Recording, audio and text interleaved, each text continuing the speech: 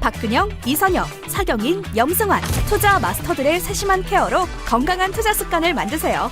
3프로 멤버십 3프로 앱에서 확인하세요. 네, 대장사랑과 함께 장 비우시기 바라겠고요. 우리 장은 많이 좀 비었었죠 그동안. 그러나 이제 또 채워갑니다. 오늘은 우리 이경민 부장님과 함께 투자 전략 좀 한번 세워보겠습니다. 오랜만에 오셨네요. 네, 오랜만에 왔습니다. 반갑습니다. 반갑습니다. 네, 우리 여의도의 패셔니스타, 여의도 증권가의 신사, 스마일, 미스터 스마일, 우리 이경민 부장님. 네. 잘 지내셨죠? 맨날 똑같죠. 저녁 방송은 가끔 나왔는데 정프로님은 진짜 오랜만에 뵙니다. 네, 아침에 오셔야죠. 알겠습니다. 자주 불러주시죠. 아침에 오셔야죠. 네네. 네. 자, 우리 이경민 부장님. 네. 일단 지금 분위기가 우리 한국장이 조금 괜찮은가 요 며칠 사이에 그런 생각이 좀 들긴 하는데 너무 섣부른 생각이겠죠? 저희 대신증권에서는 3월 말에 4월 전망하면서 낙관론을 경계한다. 낙관론을 경계한다. 네. 그리고 반등이 있다 하더라도 막판 스퍼트 좀 더 올라간다 하더라도 오버페이스지. 코스피가 3월 중 하순에 한 2,770, 막 2,750 왔다 갔다 했을 때 2,800 다이렉트로 넘기 어렵다라고 하면서 밴드를 2,600에서 뭐 오버슈팅까지 감안해서 2,820을 제시드렸었는데 저는 지금은 내려올 만큼 내려왔다. 반등 노려볼 만하다. 정도로 계속 말씀을 드리고 있고요. 그저께 뭐 코스피가 2,600을 깨기도 했었잖아요. 2,580대로 가긴 했는데 좀 언더슈팅이다. 좀 반등 가능성이 높아지고 있으니까 지금은 트레이딩 관점에서 충분히 접근해야 된다. 전고점 돌파 시도까지도 한번 상황에 따라서 충분히 가능하지 않을까라는 생각을 하고 있습니다. 네, 전고점을 뚫는 것도 가능을 할 수 있다 정도로 보고 있어요. 가능이야 다. 가능은 다 하지. 그렇죠. 갈 가능성이 좀 높다고 네. 판단하신다는 네, 거예요? 저는 가능성이 있다. 전고점이 얼마인데요? 2,770이었죠 장중으로 본다면. 그래서 2,800 돌파 시도 정도는 열어놓을 수 있지 않을까라는 생각. 언제쯤이요? 5월 중에요. 5월 중에? 네. 보통 또 5월 그 세린메이 뭐 이런 얘기 하시는 분들 많은데. 그러니까 제가 말씀드리고 싶은 것은 여기서 반등한다 그래서 추세적으로 막 2,900, 3,000 가는 그림은 좀 쉽지 않을 것 같아요. 네. 그래도 지금 2,600대라고 한다면 PER 측면에서 10배, 10.5배 뭐 그 정도 되는 거거든요. 그리고 2,530, 40 정도가 10배고. 그러면 충분히 락바텀 수준에 와 있다라는 생각을 하고 있고, 여기서 반등을 한 다음에는 좀 추세적으로 올라갈지 움직일지는 봐야 되는데 여전히 심리에 따라서 굉장히 급등락을 반복하는 그림. 이 와중에 외국인 선물.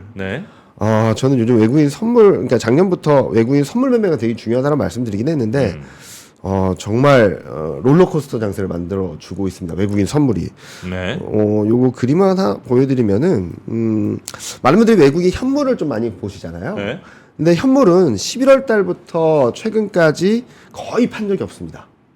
현물은? 네. 11월 이후 최근까지 25조를 샀고요. 지금 11월, 12월, 1월, 2월, 3월, 4월 6개월 연속 사고 있습니다. 그러니까 현물은 특별히 방향성이 없어요? 네.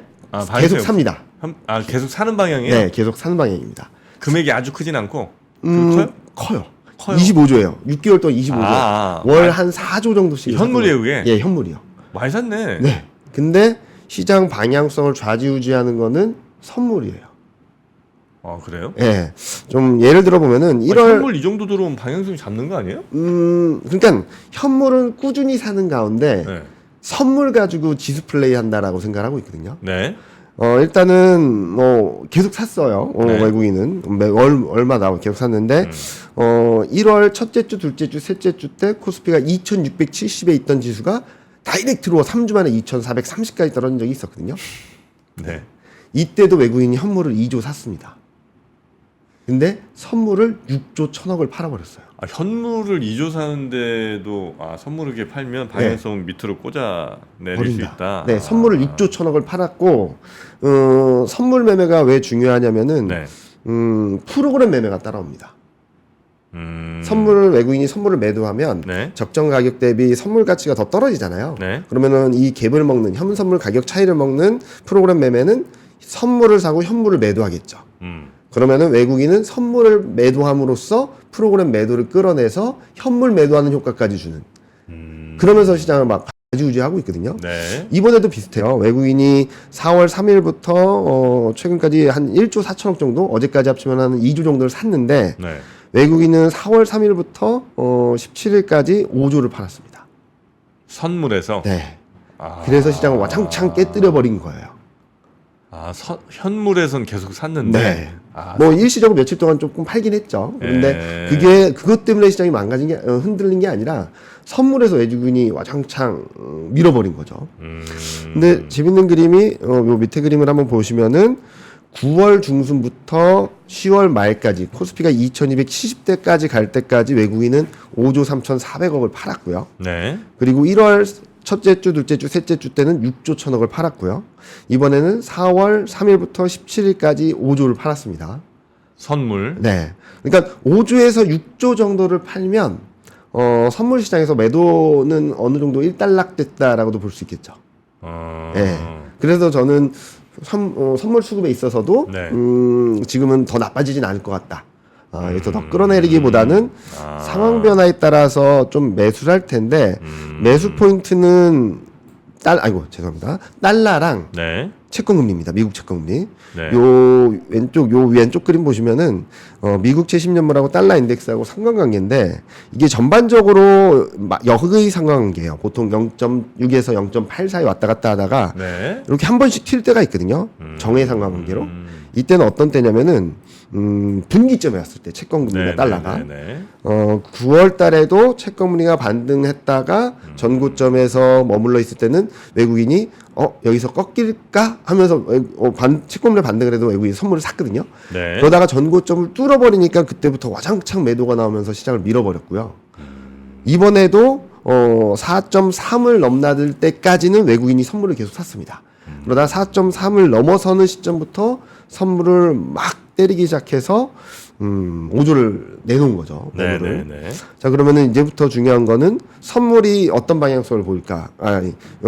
채권금리가 어떤 방향성을 보일까가 네. 중요할 텐데 저는 오늘 또 4.6을 넘었거든요. 미국채 10년물이. 네.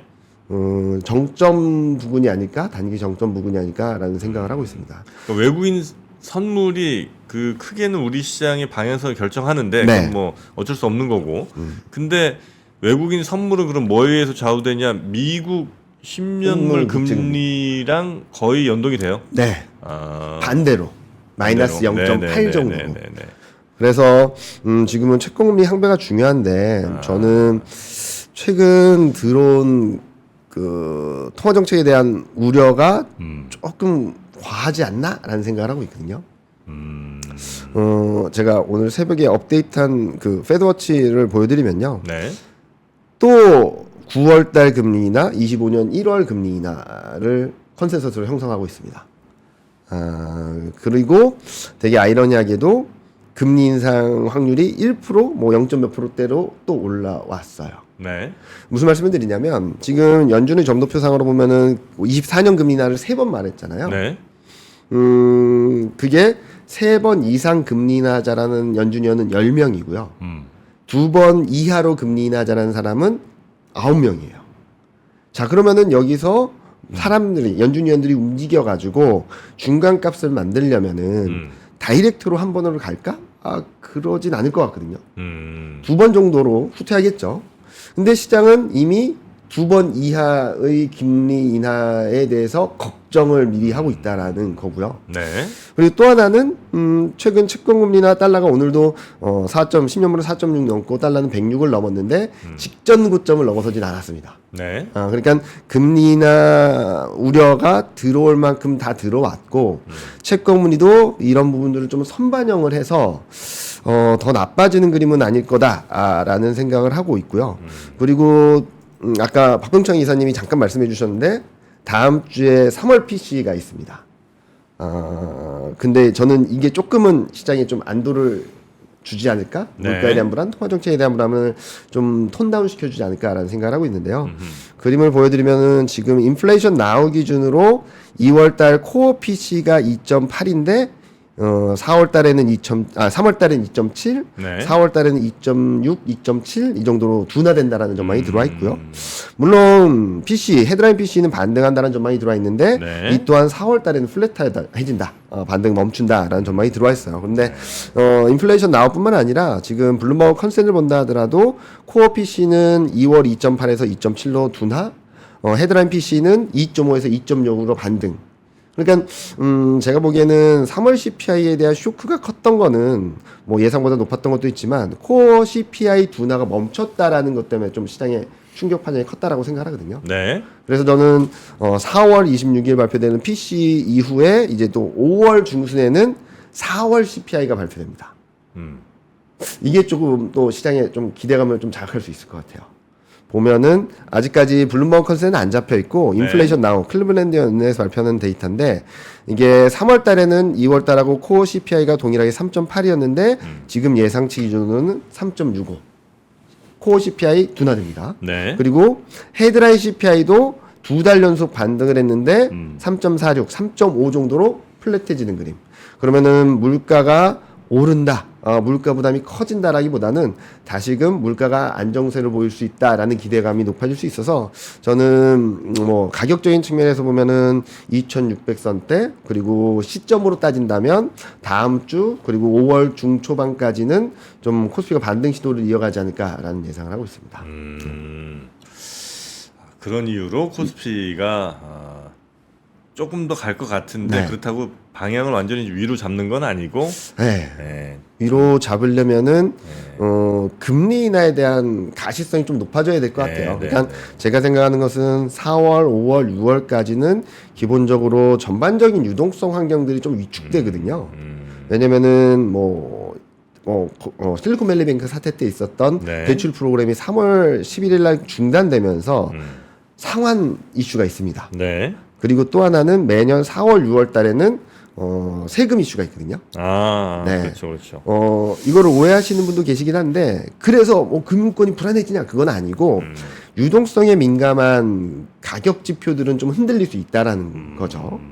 그리고, 미국은 뭐 전 고점 수준에서의 PER이 21배 수준이었는데, 그리고 코스피도 11배 수준이었고, 네. 그거를 뚫고 가기에는 채권 금리에 대한 부담은 아직 남아있고, 그리고 최근 보면은 실적에 대한 부분들도 조금은 경계감을 갖고 있어서 직전 고점을 넘어서 그러니까 코스피는 11배, 미국은 21배를 넘어서 치고 올라가는 그림이 나오기까지는 4월, 5월, 6월 2분기는 조금 한계가 있다.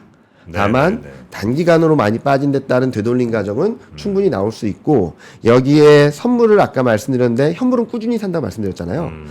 외국인이 선물을 사면 세 가지 효과가 있습니다. 선물 매수, 프로그램 매수, 외국인 현물 매수. 그러니까 반등할 때 탄력이 좀 셀 수 있다라고 보는 거죠. 외국인이 선물을 사면 네. 프로그램 매수, 네. 그다음에 외국인 현물 매수가 같이 와요? 같이 올 수 있다. 아니 원래 외국인이 선물을 많이 사면 네. 보통 현물에서 좀 팔고 네. 거기에 이렇게 프로그램 뭐 차익 그렇게 이제 가는 거 아니에요? 아니에요. 외국인 현물은 꾸준히 사요. 네. 꾸준히 사는데 프로그램 매매는 외국인이 선물을 사잖아요. 네. 그럼 현물과 선물의 적정 가치 대비 선물이 비싸지잖아요. 네. 그러면 프로그램 매매는 비싸진 선물을 팔고 현물을 사는 효과가 있는 거죠. 아 그래요. 네. 제가 잘 그러니까 외국인이 선물을 사고 팔므로 인해서 네. 프로그램 매매를 통해서 현물을 사고 파는 효과도 볼 수 있겠다라는 거죠. 아 그래요. 네. 그럼 외국인들이 그렇게 선물 혹은 뭐 현물을 살 때는 살 친구들이 대충 정해져 있잖아요. 네, 프로그램이니까 뭐 어느 정도 정해져 있죠. 제가 갖고 있는 작은 종목들은 안 살 거고. 작은 종목들은 외국인 수급보다는 기관 플레이들이 조금 나올 수 있지 않을까라는 생각을 하고 있거든요. 네. 그렇게 보는 거는 뭐 최근 들어서 반도체가 약간 주춤하잖아요. 네. 미국도 그렇고. 네. 그렇게 되면은 다른 쪽들로의 움직임들이 좀 강해질 수 있다라고 생각을 하고 있어요. 근데 외국인들이 예를 들어 사요. 네. 외국인들이 막 사는 건 어차피 이제 뭐 삼성전자, 뭐 하이닉스 이렇게 있겠죠. 네. 위에 한 뭐 몇십 종목. 그 종목들을 외국인들이 사고 지수가 그렇다고 막 쭉쭉쭉쭉 가는 게 아닐 거라면 네. 오히려 다른 종목들은 조금 이렇게 죽쓰거나 좀 그럴 가능성이 높은 거 아니에요? 만약에 지수가 막 정말 3천까지 쭉쭉 갈 것 같으면 다 같이 가겠지만 그쵸. 그게 아니라 외국인들이 사는 건 정해져 있는 친구들이면 결국은 이제 돈은 그쪽으로 좀 더 몰리고 나머지 친구들은 조금 소외나 뭐 이렇게 될 가능성이 높은 거 아닌가요? 최근 흐름들을 보면 외국인은 그냥 반도체는 떨어지든 오르든 뭐 계속 사고. 삽니다. 그런 상황에서 이슈나 그런 것들이 있을 때 계속 매수하는 종목들이 업종들이 조금씩 바뀌고 있어요. 네. 밸류 프로그램 있었을 때는 무조건 저 PBR주였고요. 네. 최근에는 기계, 뭐 상사자본재, 네. 뭐 IT 가전 이런 것들을 조금 사고 있거든요. 네. 저는 솔직히 말씀드리면은 순환매가 나타나고 있다고 생각하고 있어요. 지금 우리 시장에? 네. 아 그래요? 뭐 요 그림을 한번 보여드리면 일단 반도체는 많이 한번 갔고. 네, 많이 갔죠. 그리고 네. 특히 3월, 4월 달 연속적으로 많이 갔어요. 네. 네. 그래서 요 그림을 한번 보여드리면 1월, 2월 달에 부진했던 업종들이 위로 치고 올라오는 모습을 계속적으로 보여주거든요. 보시면은 3월 달 한 달 동안에는 코스피 대비 좋았던 업종이 기계, 반도체, IT 가전, 조선, IT 하드웨어, 미디어 교육, 제약 바이오. 그리고 반면에 1월, 2월 달에 가장 강했던 자동차, 증권, 보험, 뭐 은행 이런 쪽들은 시장보다 못했고요. 그리고 4월 달로 딱 넘어가면은 네. 화장품 의류, 비철 목재, 필수 소비재, 중국 소비주가 치고 올라왔습니다. 아. 그리고 조선 기계, 반도체, 미디어 교육은 그래도 괜찮았고요. 자, 그러면은 현재 시점에서 연초 이후 계속 못 올라와 있고, 네. 그리고 3월, 4월 달에도 주목받지 못한 업종이 딱 두 개 있어요. 뭐예요? 2차 전지랑 인터넷이요. 네. 이 친구들에게 이제 빛이 물론 순환매 차원에서 흐름이라는 점 좀 말씀드리고 싶은데, 네. 무슨 말씀을 드리냐면, 아까 쭉 말씀드렸던 것 중에 하나가, 채권금리가 미국채 10년물이 4.6에서 정점을 통과할 가능성이 높다. 그리고, PC, 그리고 4월 CPI를 확인하면서 조금 더, 통화정책이나 물가에 대한 불안감들이 좀 진정되면 채권금리가 조금씩 낮아질 수 있겠죠. 그렇게 되면은 소외받아서 가격 메리트가 가장 높고, 대표적인 성장주라고 할 수 있는 2차 전지하고 인터넷이 좀 움직이지 않을까라는 생각을 하는데, 다행히 어제 보니까 외국인은 2차 전지 쪽에 좀 매수가 들어오는 모습들을 보여주더라고요. 코스피도 코스닥도. 아니 근데 그 갈려면 네. 갈 때 적어도 명분이 있어야 될 거 아니에요. 네. 그러니까 너무 떨어졌다는 것도 명분일 수도 있긴 한데 네. 그래도 2차 전지가 이렇게 많이 갔던 스토리는 이제 막 저 전기차 막 늘어나고 또 거기에 이제 배터리 없어서 못 파는 네. 그 상황을 이제 보고 막 갔던 거고, 근데 그게 아닌가벼 하면서 이제 지금 쭉 빠진 거잖아요. 네. 그럼 이제 요거에서 적어도 다시 가려면 네. 아니야 우리가 그렇게 너무 저 안 좋게 봤는데 꼭 그렇지만 않을 것 같아 정도의 희망은 있든가. 네네네. 아니면 뭐 하다못해 니켈 가격이라도 뭐 좀 올라가든 뭐 이런 게 있어야 될 거 아닙니까?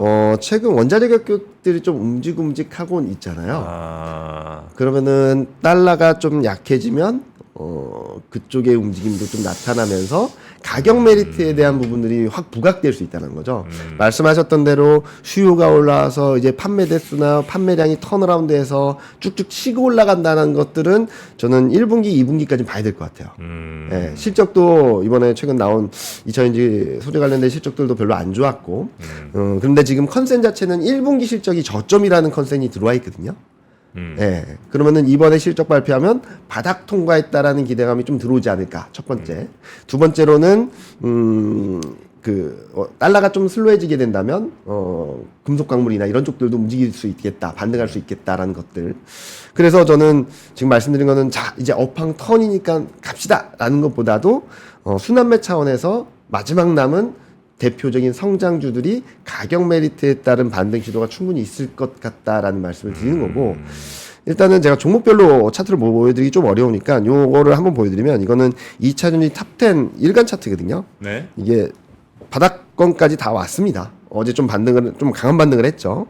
그렇게 보면은 뭐 4,500 선을 넘어서게 된다면 저는 기본적으로는 뭐 5,000, 잘 가면 5,500까지도 좀 반등할 수 있는 여지가 있다. 그러니까 요거는 2차 전지의 상위 10종목을 네. 지수화해 갖고 맞습니다. 보신 거죠? 네. 근데 지금 거의 바닥권이에요. 네. 여기 저 나노신 소재 들어있습니까? 아니 그건 안 들어있는 것 같은데. 아 왜 안 넣어줘? 넣어줘. 나노신 소재죠. 반등하겠죠. 2000년지 반등하면 같이 움직일 것 같고. 나 또 하나는 인터넷인데요. 자, 인터넷 같은 경우는 얘도 바닥이에요. 작년 12월 저점에서 계속 바닥을 벅벅 기고 있는데. 인터넷이면 뭐 네이버 카카오 같은 네, 거죠? 네. 뭐 물론 뭐 18만 원 이탈하기도 하고 그랬지만 저는 충분히 가격 메리트가 있다라는 점, 그리고 이제 실적 시즌 본격화되면서 N사나 K사 실적을 발표할 때 좀 봐야 되고, 특히 N사가 실적을 봐야 되는 것 중에 하나는 네. 지금 N사가 정처 없이 떨어졌던 이유가 뭐 네.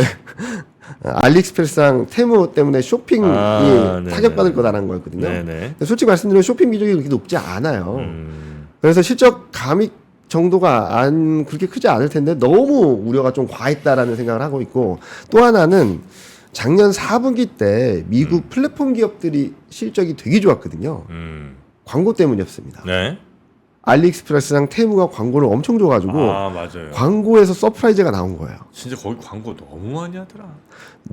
가보시면은 계속 떠 있습니다, 진짜. 아니 제가 뭐 유튜브를 보든 맞습니다. 인스타를 보든 네. 계속 알리테무가 네, 서울 번갈아 가면서 네, 네. 광고 걔네들이 다 하나 봐요 지금. 진짜 거의 장악하다시피 할 정도거든요. 자, 그러면은 쇼핑 쪽에서 타격이 있다더라도 광고 쪽에서 얼만큼 올라오는 룸이 생겼을까? 라는 것들을 봐야 될 것 같아요. 그래서 저는 N사 같은 경우는 이번 실적이 좀 터닝 포인트가 되지 않을까라는 기대를 하고 있어서 저는 지금 현재 시점에서 이번 반등 국면에서는 2차 전지랑 인터넷이 순환매 차원에서의 마지막 타자가 될 수 있겠다라는 생각을 하고 있습니다. 그거는 제가 약간 또 반론을 제기하고 싶습니다.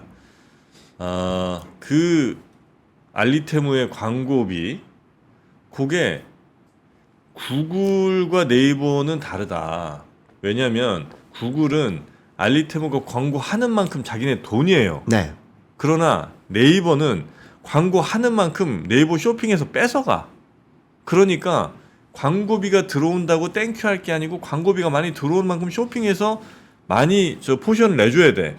이러면 이거는 좋은 상황이 아니다. 그러니까 쇼핑 비중이 광고 비중보다 훨씬 적다니까요. 네이버에서? 네. 아니죠. 요것도 다시 한번 반론 들어갑니다. 네이버가 그동안 이제 광고비는 이미 주가에 다 반영이 돼 있는 상태죠. 네. 근데 이제 쇼핑이 점점 성장하면서 그 쇼핑이 그쵸. 커질 거를 생각하고 그 주가가 좀 많이 반영을 올라왔다는, 해준 건데 네. 만약에 지금 알리테무가 엄청나게 잡아먹으면 그거는 저 주가에서 악영향이다 나는. 자, 그러면은 제가 거꾸로 질문 드리면은 알리랑 테무에서 쇼핑 많이 하시나요? 진짜 많이 해. 진짜요? 저는 못 하겠거든요. 아 그래요? 네. 나는 진짜 많이 사. 전 테무 해봤는데 네. 10,000원짜리 이상, 20,000원짜리 이상에 대해서는 잘 모르겠어요. 솔직히 말씀드리면. 아 그래요? 네. 그러니까 알리익스프레스의 초창기 같은 느낌이 좀 많이 들어요. 네. 그리고 참고로 저희 와이프가 약간의 쇼핑을 되게 좋아하는 사람인데요. N사 쇼핑에서 꾸준히 구매를 합니다. N사도 저도 많이 사요. 네. 그리고 테무는 몇 번 해보더니 야, 알리가 낫다. 이러고선 안 하더라고요. 테무보단 알리가 맞아. 저도 이제 네. 테무를 좀 해봤는데 와 테무는 조금 그렇긴 하더라. 네. 알리가 좀 나요. 네. 근데 알리 쇼핑을 이전보다 훨씬 더 많이 하시나요? 제가 네. 어제 밤에도 했습니다. 진짜요? 아니 그러니까 전에보다 몇 달 전보다 훨씬 더 많이 하시나? 아니요 비슷하죠. 그죠? 네. 이게 약간 알리테무는 처음에 신기해서 가격이 맞습니다. 쇼킹해서 맞습니다. 처음에 이렇게 많이 사다가 맞습니다. 뭐 다음에 이제 좀 그냥 필요한 것만 좀 네. 있으면 사고 뭐 싼 거 이렇게 저 주방용품이랑 맞습니다. 욕실용품 같은 거 좀 사고 뭐 그러니까 내가 먹고 하는데 내 피부나 먹는데 직접적으로 닿지 않는 것들에 대한 조금 사는 정도지. 저희는 과일이나 이런 건 여전히 N사 쇼핑에서 계속 사고 있고 저도 뭐 그런 것들 계속 사고 있고 그래서 저는 타격이 있다 하더라도 일정 부분이라는 거죠. 맞아. 그리고 제가 지금 뭐 이제 와서 하는 얘기지만 알리테무가 처음 저 앱 가입할 때랑 쓰다 보면 가격이 약간 좀 느낌상 모르겠는데 좀 비싸졌어요. 맞아요. 그래갖고 이제는 네이버 쇼핑하는 거랑 맞아요. 물론 차이가 좀 있긴 하지만 예전처럼 막 정말 극적으로 드라마틱하게 많이 나지 않더라고요. 우와 이 정도는 별로 없어요. 네. 네. 그래서 제가 어제도 제가 큰 거 하나 샀습니다. 어디서요? 그 쿠팡에서 어제. 예, 저 집에서 이제 좀 걸으려고 네. 그 뭐라죠? 워킹 머신인가? 스태퍼? 뭐 아니 저 러닝머신. 러닝머신. 네. 예, 그거 오 비싼데. 질렀습니다 어제. 예, 질렀어요. 근데 그러니까- 이제 제가 뭐 알리랑 그 다 비교해봤거든요. 네. 가격 차이 내가 3배 이상 난 무조건 알리로 간다 그죠. 생각하고 갔는데 한 1.5에서 잘하면 2배 정도 나는 것 같더라고요. 아 근데 요거 나중에 좀 AS 생각하고 맞습니다. 뭘 해보면 아 이거 조금 불안해서 네. 예, 그래서 이제 그러니까 고가 제품은 국내 쇼핑몰을 쓰게 돼 있다고 생각을 해요. 저는 솔직히 말씀드리면. 그리고 또 하나는 아까 잠깐 말씀해 주셨는데 저도 테무 처음 신기해서 한번 써봤는데 처음에는 몇천 원짜리들이 굉장히 많았어요. 맞아요.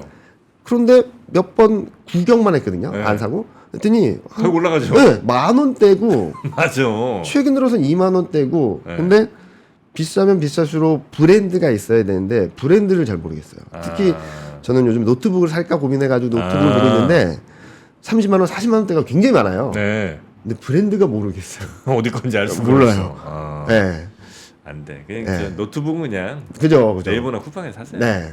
그래서 저는 그런 것들을 이렇게 제 거 사실래요? 당근에서 한번 사시면 어때? 한번 생각해 보겠습니다. 저는 와이프한테 결제를 받아야 돼서. 그래서 이런 거 플러스 마이너스 하다 보면 네. 그런 쇼핑이 망가질 거야라는 우려 때문에 지금 바닥까지 내려왔는데 여기서 더 떨어질 것인가? 아니면은 이 정도는 아니네라고 하면서 반등할 것인가? 라고 하면 좀 반등의 여지가 좀 더 크다라고 생각하는 거죠. 지금 네이버 제일 큰 악재가 뭔지 압니까? 뭐예요? 정프로가 들어가 있습니다. 네. 굉장히 큰 악재죠. 네. 지금 난 진짜 바닥이라 생각하고 제가 19만 얼마에 들어갔거든요. 진짜요? 와, 근데 거기서 또 떨어지더라. 지금 18만 뭐 네. 얼마인 것 같은데. 네. 18만도 깨졌었습니다. 아 진짜요? 네네. 잠깐 깨졌었는데 와. 저는 바닥권이다라고 생각을 하고 있고 네. 지금은 가격 메리트에 따른 순환 매장세라고 생각을 하거든요. 네. 아까 잠깐 보여드렸던 그림에서처럼 3월 달에는 수출주 그리고 기계 그리고 4월 달엔 중국 소비주 이런 쪽들이 뭔가 트리거 포인트가 있긴 했었지만 전부 다 굉장히 가격 자체가 낮았던 애들이에요. 아직까지 낮아져 있는 애들은 대표적으로 2차전지랑 인터넷이 있으니까 네. 이번 반등 면에서 좀 집중해서 보자라는 말씀을 드리고 있습니다. 네. 자, 그래서 우리 뭔 얘기하다 여기까지 왔나 모르겠는데. 2차전지랑 인터넷 얘기하다가 쇼핑 지금 이제 순환매가 이제 가는데 네, 네, 네. 2차 전지랑 인터넷, 인터넷. 정도가 이제는 올 차례가 네. 되지 않았나? 네. 요 생각 하신다는 네. 거죠? 알겠습니다. 요게 지금 거의 가격은 진짜 바닥권이긴 하죠. 많이 떨어진 맞습니다. 거잖아요. 네. 충분히 빠졌다라고 생각을 하고 있고 네. 지금 보면은 2차전지 쪽에서는 뭐 외국인 순매수가 조금씩 들어오는 것 부분도 있고 그리고 실적이 완전히 떨어졌던 것들을 좀 바닥을 잡아주는 그룹도 있어서 네. 뭐 실적 시즌 때 결과에 따라서 뭐 급등락은 좀 있을 수 있겠지만 여기서 더 빠질 룸은 제한적이고 반등한다면 업사이드 포텐셜은 좀 꽤 10% 이상 정도 남아있지 않을까 생각하고 있습니다. 아, 그렇습니까? 네. 그러면은 2차전지하고 인터넷이 움직이면 네. 코스닥도 좀 움직일 수 있겠다. 아하. 근데 작은 종목은 잘 모르겠습니다. 아, 그렇습니까? 네. 그 외에 혹시 뭐 우리가 좀 챙겨봐야 될 뭐 아니면 뭐 주의해야 될 점들을 뭐 좀 한두 가지만 좀 알려주시죠. 네, 일단은 뭐 많이들 걱정을 많이 하시는 것 같아요. 네. 그러니까 제가 많이 말씀드려왔던 것 중에 하나는 작년 하반기부터 말씀드렸던 거는 더 올라갈 것 같을 때 좀 팔고 더 떨어질 것 같을 때 좀 사야 된다라는 말씀 많이 드렸거든요. 네. 이번도 좀 비슷한 것 같습니다.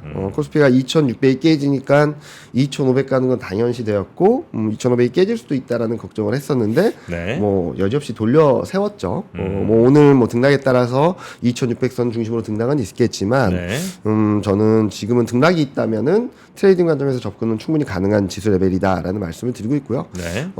거꾸로 조금만 앞으로 가서 3월 중순만 하더라도 2,770을 넘어서면서 진짜 그때 제가 되게 힘들었거든요.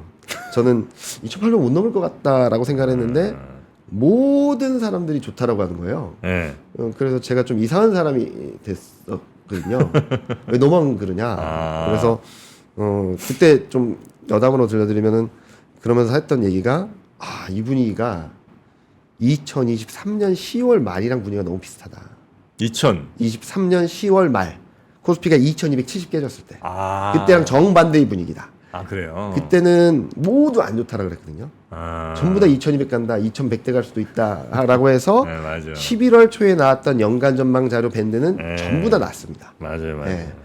근데 저는 그때 간다. 여기 언더슈팅이다. 2300개인 건 너무 언더슈팅이다라는 말씀드렸었는데 네. 이번에는 거꾸로 저는 2800 못 넘을 것 같은데요. 그랬더니 왜 그러냐고. 지금 전자도 잘 가고 닉스도 잘 가고 자동차도 뭐 가고 있는데 네. 너무 베어리시한 거 아니냐고 하셨었는데 근데 뭐 그때 분위기가 너무 세가지고 뭐 그냥 2,800 넘는 건 당연한 거고 뭐 2,900, 3,000 뭐 그런 얘기들 했었는데 또 훅 빠지면서 좀 불안감들이 확 커졌죠. 네네. 근데 지금은 좀 사야 될 때고 또 코스피가 2,770, 2,800 근처 가면은 또 2,800, 2,900 간다는 얘기 나올 때 조금 정리하고. 그러니까 아직까지 제가 2분기를 좀 조심하자는 거 여러 가지 말씀드렸는데 기본적으로 전 하반기는 되게 좋게 보고 있거든요. 올 하반기요? 네. 그래요? 어찌 됐든 간에 미국은 금리 인하할 거고요. 네. 유럽도 금리 인하할 거고 한국도 금리 인하할 거고. 하반기 할 거라고 보시는군요. 네, 할 거라고 보고 있습니다. 2번? 네. 최소 2번. 그러니까 많은 분들이 지금 물가 때문에 그러신데 자 생각을 해보세요. 작년 말 올해 초에 24년 금리 인하 몇 번 한다라고 생각했는지 기억나시죠? 6번? 6번, 7번이에요. 네. 지금은 2번, 1번. 안 한다. 안 한다. 막 이러고 있잖아요. 이러다 물가가 꺾여 내려가면 어떻게 될까요? 또 바뀌겠죠. 네. 네. 물가 꺾이냐는 거죠. 제가 아까 보여드렸던 것처럼 4월 되면 이렇게 좀 슬로해지고 꺾이는 그림들이 나올 거다. 네네. 자, 그럼 무슨 말씀을 드리냐면 지금 컨센서스에 따라서 급등락을 반복하는 거예요. 야, 6번, 7번 한대. 쫙 올랐다가 아이고, 3번 하나 쭉 밀렸다가 야, 그래도 3번 계속 한대 쫙 올랐다가 아이고, 한두 번 한대 쭉 밀렸다가 그러다가 물가 좀 잡혀서 그래도 2번 이상은 한대 쫙 올라오겠죠. 근데 아직 교통 정리가 안 됐기 때문이라고 생각하고 있습니다. 근데 이게 교통 정리가 되는 시점은 하반기라고 보고 있고요. 하반기에는 좀 긍정적으로 볼 수 있는 이유는 미국뿐만 아니라 유럽, 한국, 어쩌면 중국도 금리 인하 가능성이 열려 있다라고 생각하고 있고 여기에 경기 모멘텀이 좀 붙어줄 수 있어요. 무슨 말이냐면 네. 미국은 둔화되겠죠. 3분기, 4분기까지. 근데 유럽이 뭐 사이클상으로 턴어라운드하는 모습을 보여줄 거고 중국도 4% 후반 성장률을 보여줄 수 있다라고 본다면 달러는 좀 슬로해지고 채권금리도 좀 약해지면서 유동성 모멘텀과 경기 모멘텀이 같이 좋아지는 국면이 하반기라고 생각하거든요. 근데 아쉽게도 2분기가 공백기다. 모멘텀 공백기다. 미국 경기 둔화, 유럽은 여전히 0%대 성장, 중국은 지금 뭐 GDP 성장률은 잘 나왔지만 소매 판매 산업 생산이 기저효과 때문에 확 꺾이는 그림들. 네. 거기에 5월, 6월까지는 금리 인하 없을 수 있다라는 걱정들 또는 9월 달까지 금리 인하 없을 수 있다는 걱정들이 집중돼 있어서 2분기는 공백기에 금리 인하 기대가 후퇴함에 따라서 좀 출렁일 수밖에 없지만 네. 하반기로 가면 갈수록 그 그림들이 좀 퍼즐이 맞춰지면서 시장은 추세적으로 좀 올라가는 그림이 아닐까라는 생각을 하고 있어서 저희는 원래 작년 12월 초에 연간 전망을 냈을 때 네. 상단을 2,850으로 제시드렸는데 네. 하반기 전망하면서는 이걸 좀 상향 조정하려고 좀 2,850에서 더? 네. 그럼 더 올라가면 거의 3,000 네. 보신다는 거잖아요. 네. 그래요? 근데 재밌는 게 네. 3월 중순만 해도 3,000, 3,100 다 얘기했습니다. 올해? 얼마 전에. 그랬어요? 네. 리포트도 나왔습니다. 몇몇 군데에서 타겟을 3,000, 3,100으로 상향 조정한다. 네. 2분기 2,900 간다. 이런 리포트들이 쫙 나왔었어요. 그래요? 네. 그랬다 지금 다시 또 막 낮추고 계시는 모양이구나. 낮추진 않고 네. 이렇게 눈치를 보고 있겠죠. 근데 저희는 모르겠습니다. 지금 코스피 레벨이 좀 떨어져 있어서 네. 저희가 4월 말에 그러니까 다음 주에 하반기 전망을 좀 마무리하려고 하고 있는데 지수 레벨에 따라서 조금은 편차는 있겠지만 네. 저는 충분히 열어놓을 수 있는 여지가 생길 거다. 경기 모멘텀 그리고 통화정책 모멘텀이 같이 좋아지는 구간 네. 그런 것들을 충분히 기대할 수 있겠다는 생각을 하고 있습니다. 우리 이경민 팀장님은 방향에 대해서는 뭐 제 기억에는 적어도 크게 틀리신 적은 없는 것 같아요. 오버슈팅, 언더슈팅 때 좀 고통스럽긴 하지만 네. 최대한 잘 따라가려고 많이 노력하고 있습니다. 예. 그래서 제가 우리 이경민 부장님을 많이 따르고 있습니다. 아유, 감사합니다. 네. 잘 사셨어요, 엔사. 네. 그래요? 네. 더 올라갈 겁니다. 춤에 들어갑니다. 알겠습니다. 네, 우리 이경민 부장님 오늘 아침 저희와 함께 해주셨고요. 아침에 좀 종종 나오세요. 네, 언제든지 불러주시면 나오도록 하겠습니다. 또 제가 볼 때는 한 그래도 격주에 한 번 정도 한 번 좀 오셔서 알겠습니다. 이런 좀 투자 전략 같은 거 점검을 해주시고 또 한 번 네. 중간에 어쨌든 상황이 바뀌면 또 이렇게 바꿔주셔야 될 거 아니에요. 네, 그래서 제가 최근 시장이 워낙 빨리 변해가지고 제가 네. 3월 말에 4월 전망을 하면서 2,600까지 떨어진다라는 전망을 내놨는데 네. 이미 왔잖아요. 네. 그래서 주간 전망을 통해서 반등한다라는 전망을 또 내기도 하고, 그러니까 요즘 시장이 워낙 빨라가지고 제가 생각에는 주간 단위로 저는 그러니까 지난달까지만 작년만 해도 월간 단위에 집중을 했다면 2분기까지는 주간 단위에 좀 집중을 해야 될 때다라는 네. 생각이 굉장히 빨라지고 있습니다, 시장이. 그래서 좀 예민하게 반응하고 있다라고 봐주시면 될 것 같습니다. 네. 좋습니다. 우리 이경민 부장님과는 이 정도로 마무리하고요. 조만간 다시 모시도록 하겠습니다. 고맙습니다. 네, 감사합니다. 네. 자, 오늘 금요일이죠. 이어지는 오프닝벨 라이브에서 오늘 장 한번 확인 같이 해주시고요. 저는 월요일 아침 다시 여러분 뵈러 찾아오겠습니다. 함께해 주신 여러분 고맙습니다.